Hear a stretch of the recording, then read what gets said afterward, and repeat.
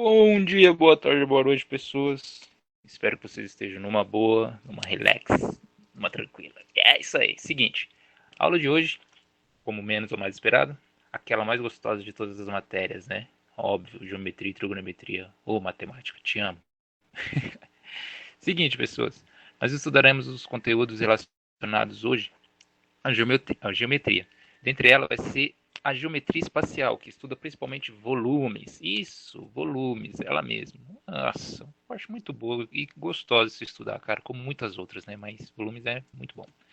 Seguinte, o conteúdo que nós iremos abraçar hoje estará relacionado a volumes de corpos esféricos, cilíndricos, também paralelepípedo, cubo e cone. Além disso, nós estudaremos volumes de pirâmide e dos prismas. Lembrando que nós vamos estudar objetos que possuem dimensões superiores a duas. Então, o que viria a ser, então, Diego, geometria espacial? Qual é o estudo que isso corresponde? Bom, uma pequena definição curta e breve, sendo bem sucinto, corresponde à área da matemática que encarece, né, que encarrega de estudar principalmente figuras que estão com mais de uma dimensão, que estão na terceira dimensão. Ou seja, isso é um outro planeta, um outro universo? Não, isso é somente uma denominação para figuras diferentes de duas dimensões. Tranquilo e simples assim. Beleza, Diego, mas o que nós podemos estudar além disso? Nós vamos ver que existem diferenças na geometria plana para espacial. A plana ela se trata literalmente de figuras com duas dimensões. Já figuras espaciais que se enquadram na geometria espacial, ela tem a altura com o comprimento e com a largura. Nós temos essas três dimensões. Isso que nós podemos observar aqui são figuras planas e abaixo figuras espaciais. Nós temos aqui pirâmide, cubo, bloco, um cilindro e uma esfera. De boa? Bem, o que nós podemos observar aqui é que existem diversos tipos de geometrias espaciais, de figuras espaciais. Dentre elas, como nós podemos ver, o que vai definir ela ser espacial é literalmente ela ter comprimento, altura e largura, isso simultaneamente. Beleza. E as curiosidades que nós podemos observar dessas figuras, quais são? Essas aqui, ó.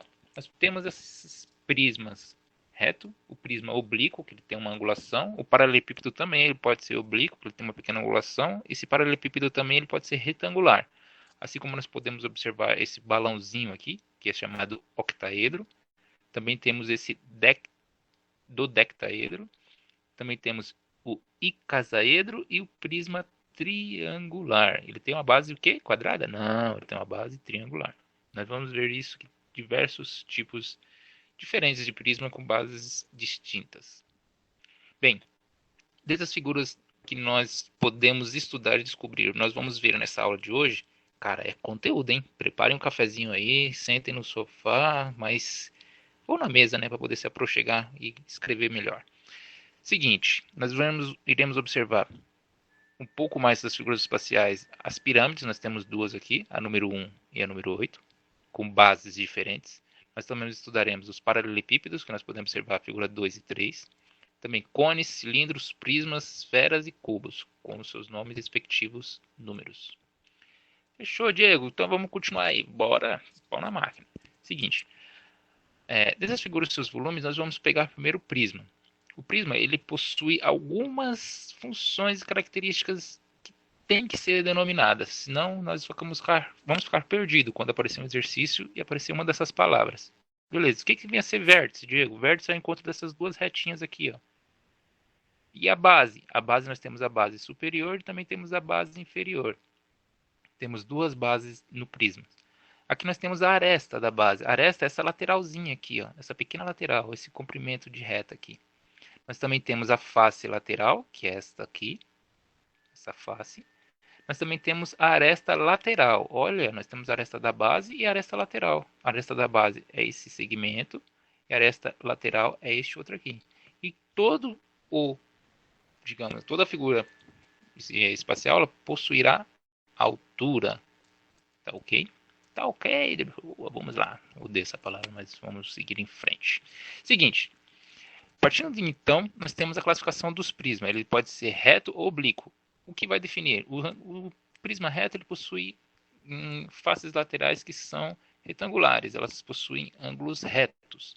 Já os prismas oblíquo, ele possui ângulos diferentes de 90 graus. Fechou? Bem, quais são ou como nós podemos definir a base dos prismas? Os prismas, eles são com bases diferentes. Aqui nós temos uma base triangular, quadrática, pentagonal, que é 5 lados, e hexagonal, que é 6 lados.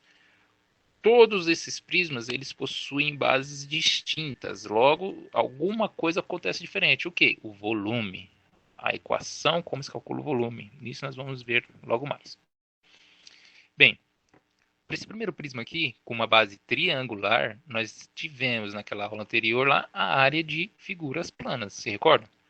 Para calcular a área de um triângulo, como é que se calcula? A área de um triângulo é base vezes altura dividido por 2.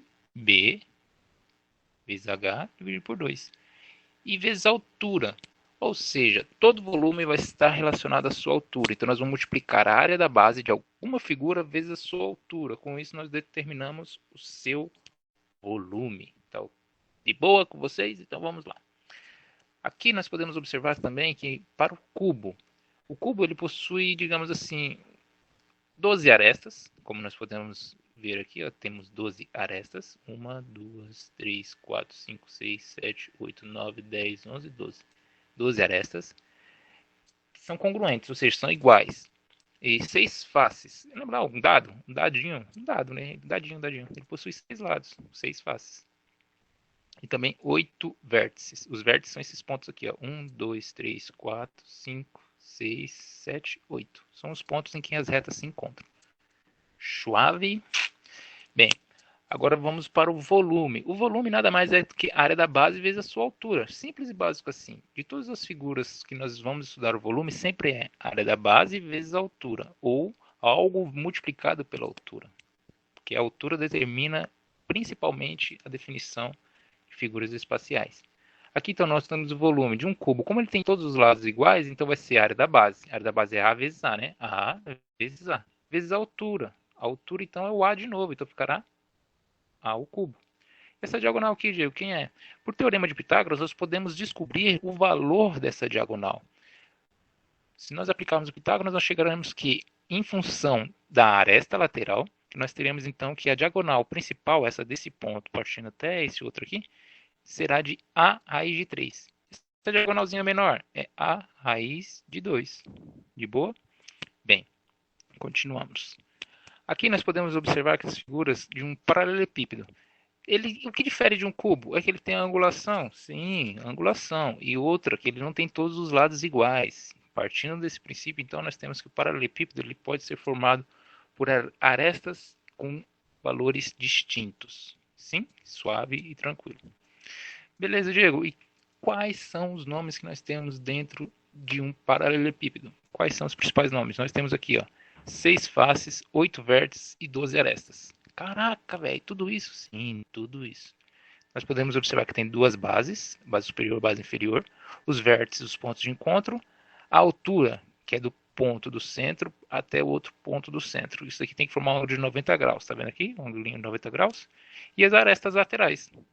Então, todas as arestas que nós observamos aqui são as figuras de um paralelepípedo.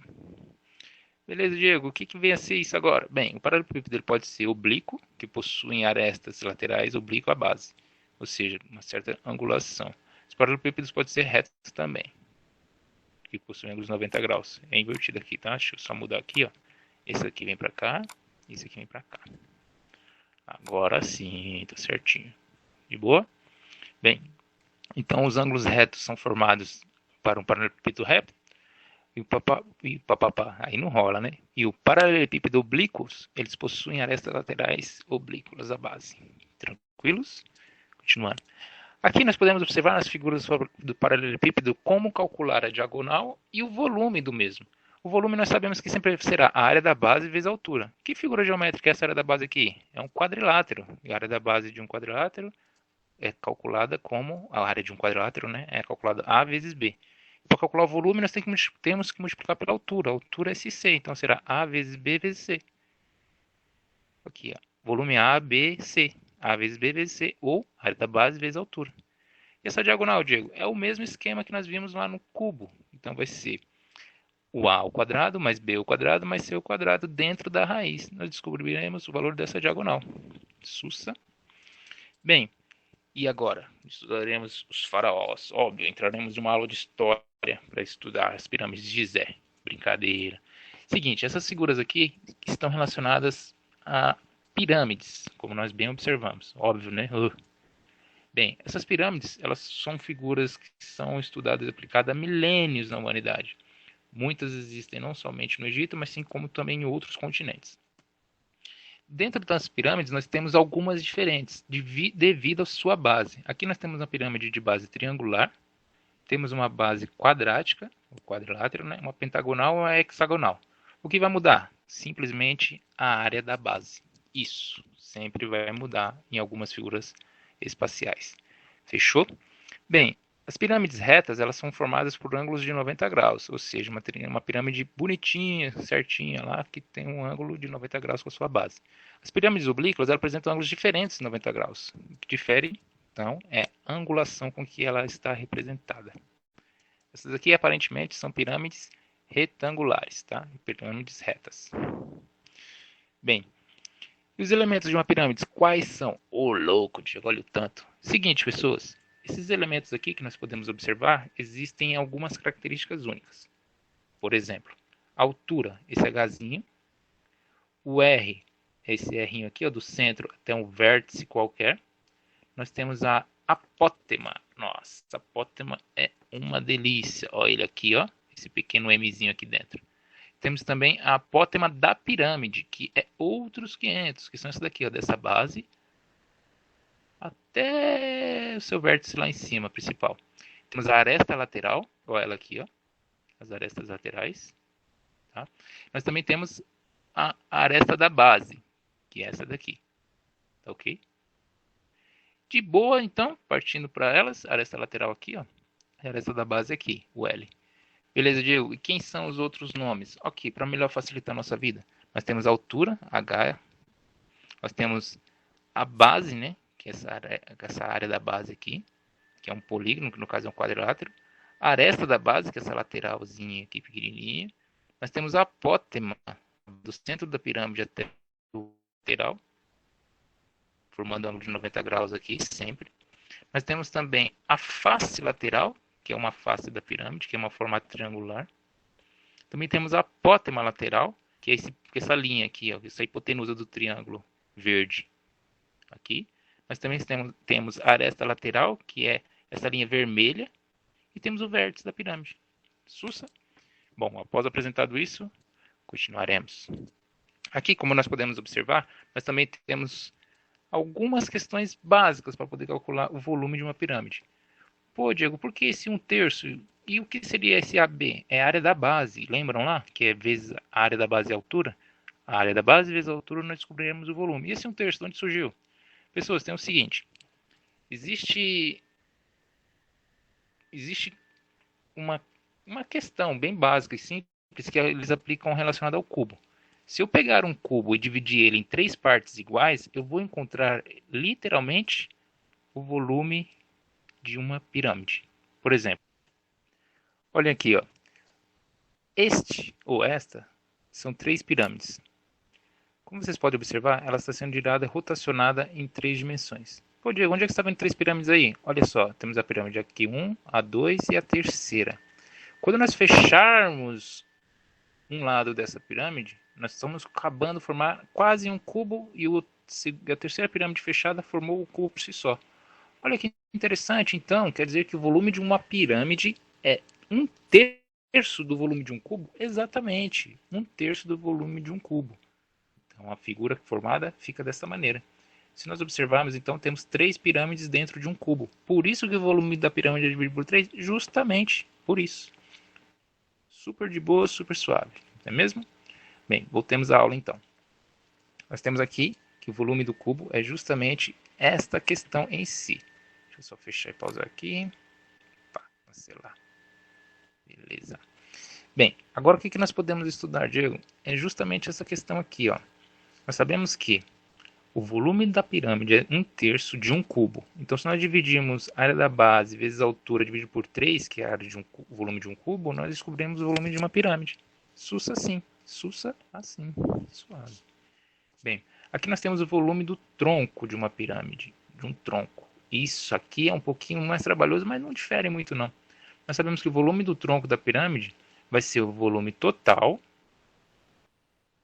menos o volume desse pequenininho aqui, ó. O volume total menos essa base será igual ao volume do tronco. Se nós substituirmos todos os valores, nós nos damos conta que existe duas pirâmides aqui, a pirâmide maior e a pirâmide menor. Então, se nós subtrairmos o volume da pirâmide maior menos o volume da pirâmide menor, nós acharemos o volume do tronco. É justamente fazendo essa substituição, existe essa equação aqui, ó, em que HT, que é a altura do tronco, dividido por 3, lembra lá, que é um volume de um cubo dividido por 3? Então, igual a área da base, AB, mais a área da base, de novo, do maior, vezes a área da base do menor, mais a área da base do menor. Que loucura, né? Isso, justamente, para evitar você fazer aquele trabalho todo, você pode ter esta equação aqui e resolver o problema. Fechou? Bem, aqui então nós vamos estudar agora o volume de cones. Cone Creel. Isso aí, rapaziada. Seguinte, ela possui a base circular, no formato por segmentos da reta que tem uma extremidade e um vértice V. A base dele não é uma figura quadriculada ou com arestas. Ela é circular. Então o cone ele possui base circular. Lembra um pouco uma pirâmide, né? Só que uma forma circular, sua base. Beleza. Estudando alguns elementos do cone, nós temos aqui, ó, o V, que é o vértice desse cone, o R, que é o raio que nós temos na base desse cone, o H, a altura dele em si, e G, a geratriz. Geratriz é o ponto do vértice até a extremidade aqui embaixo. Aqui é a geratriz, ó. Bom, eu não sei se vocês já tiveram aniversário que tinham aqueles chapeuzinhos, né? Cara, faz anos que eu não vejo aquilo, viu? Nossa, nem sei se existem ainda. Mas bem, aqueles chapeuzinhos de aniversário, quando nós abríamos ele, eles tinham esse formato aqui meio que triangular. Porém, quando nós fechávamos ele, formava um cone. Se nós descobrirmos aqui, ó, o comprimento de uma circunferência, nas aulas anteriores, como nós já vimos, é calculado por meio de 2πr, lembra? 2 francês lá, 2πr. Então, o comprimento dessa circunferência, se nós fecharmos o chapeuzinho lá de aniversário, formaria um cone. E essa base aqui, ó, equivale a 2πr, o comprimento dela. E o G é literalmente a geratriz, que é esse ponto do vértice até essa extremidade. Do vértice até essa extremidade aqui da circunferência. Aí está a geratriz. Bem, e a classificação dos cones? Quais são ou quais existem, né? Nós temos o oblíquo, novamente, com ângulos diferentes de 90 graus, e os cones retos, que formam ângulos de 90 graus. Como nós podemos observar aqui, os ângulos dos triângulos, digamos assim, dos cones, né? Nós podemos encontrar a geratriz por meio da G ao quadrado, que é essa geratriz aqui, ó, igual a H ao quadrado, que é esse Hzinho, mais R ao quadrado, que é esse raio da base do cone, que é um triângulo retângulo. Olha só, então o teorema de Pitágoras, justamente o teorema de Pitágoras. E aqui, o que nós podemos observar? É que existe o cone, que ele é o equilátero. Se nós pegarmos um triângulo equilátero com todos os lados iguais, nós teremos, e rotacionar ele, nós teremos um cone equilátero. Quando a seção meridiana do triângulo é equilátero, que são iguais, equilátero de equilíbrio. Todos os lados aqui seriam iguais. Então a geratriz vai ser igual a 2R's, tá vendo? Temos R de um lado e R de outro. Já que a geratriz é do vértice até sua base, nós temos aqui então que ela equivale a 2R's. Sussa, né? Olha que lindo. Beleza, Diego. E o volume do cone, como é que nós podemos calcular? Novamente, se nós pegarmos um cilindro e dividirmos ele em 3 partes iguais, nós vamos encontrar o volume de um cone. Nós vamos ver o volume do cilindro logo mais. E de novo aparece esse 1/3. Aqui é πr ao quadrado. Então, nós temos que volume é igual a 1/3 de πr ao quadrado. A área da base é πr. Lembra lá como se calcula a área da base de um cilindro? Ou como é que calcula a área da base? Ou a área de um círculo? É πr ao quadrado. Aqui está πr ao quadrado. Como é 1/3 vezes a altura. Lembra? É a área da base vezes a altura. Dividido por 3, porque é um cone. Fechou? Suave. Bem, aqui agora nós podemos observar que a forma que nós estudaremos dentro da questão em si, nós temos a área lateral, que é a área da lateral, né, de um cone em si. Se nós abrirmos ele, nós vamos possuir uma área, que vai ser igual a πr vezes geratriz. Π vezes o R vezes a geratriz. Nós teremos a área lateral. Tranquilo assim. Beleza, Diego? E como é que se calcula o tronco de um cone? O mesmo esquema. Nós podemos subtrair o total. Aqui está um exemplo básico e simples para podermos aplicar. Nós temos que é πr, que é π vezes h, né? Que é a altura, quer dizer, dividido por 3.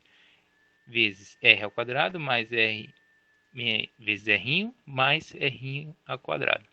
Esses r'inhos é a base do cone de cima, r é a base do cone de baixo, gl, que é a geratriz, né? Nós temos a altura e a base maior e a base menor. Sussa assim.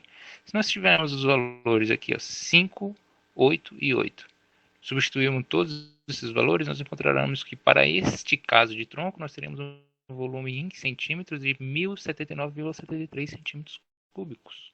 Sussa suave. Beleza. E nas figuras dos seus volumes do cilindro? Opa, vamos para o cilindro então. Cilindro é isso aí? Sim, é semelhante. O cilindro ele pode ser dessa forma, também assim. Porém, aqui ele tem uma concavidade e esse aqui não apresenta. Pois bem, dentro do cilindro ele não muda muito relacionado aos outros volumes. O que nós vamos estudar? O cilindro ele normalmente tem a base circular. O que seria isso? Um círculo, literalmente. Quais são os componentes do cilindro? Nós temos a face superior, nós temos a base inferior. Aqui nós temos a sua aresta lateral, né, que é o formato de um círculo. Nós temos a superfície cilíndrica, que é a sua lateral, o eixo, que nós temos aqui. Se nós rotacionarmos esse eixo, que é um formato quadrado, nós obteremos um cilindro. Aqui nós temos a geratriz, que é de uma ponta a outra, formando essa figura que é a figura geradora de um cilindro. Aqui nós temos o raio do cilindro, que é do centro até seu ponto máximo da circunferência. E estas são as figuras dentro de um cilindro. Aqui nós temos as diretrizes, né, que são os pontos, que nós temos aqui o eixo sendo rotacionado. Se nós orbitarmos uma figura, uma linha reta, nós podemos obter também um cilindro. Beleza. Classificações do cilindro. Nós temos os cilindros oblíquo e os retos. O que difere de ele? Literalmente, simplesmente apresentar um ângulo reto de 90 graus para os retos e os oblíquos diferentes de 90 graus. Aqui, como nós podemos observar, o volume, novamente, será a área da base vezes a altura. A área da base de uma circunferência não era πr ao quadrado? Lembra lá? Da aula anterior? πr ao quadrado. Então, nós temos que o volume será a área da base vezes a altura. Aqui está. Se nós substituirmos, dermos nomes aqui, nós também podemos encontrar a área da base, a área lateral, a área total e o volume do bicho. Ah, que loucura, hein? A área total é 2 vezes a área da base mais a área lateral. Nós temos a área da base aqui em cima e aqui embaixo, né? Base superior e base inferior.